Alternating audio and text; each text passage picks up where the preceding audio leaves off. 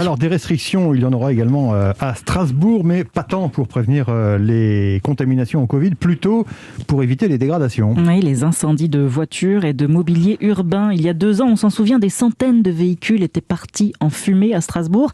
Cette fois, la préfecture prend les devants. Elle décrète pour la première fois que les moins de 16 ans n'auront pas le droit de se promener seuls dans la rue cette nuit-là. Le reportage de Mélina Fachin.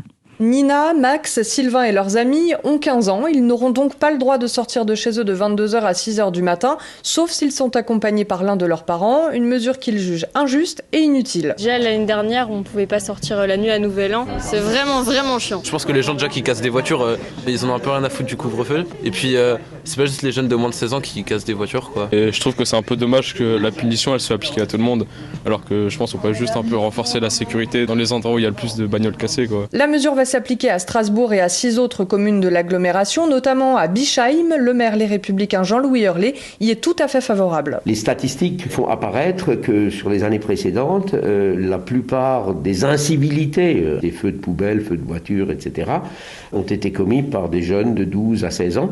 Je crois que nos concitoyens veulent aussi avoir la liberté qu'après le Nouvel An, ils puissent partir dans une voiture qui roule encore. Les contrevenants ne risqueront a priori pas d'amende, mais se feront ramener chez leurs parents par la police. Strasbourg, Mélina Fachin, Europe 1.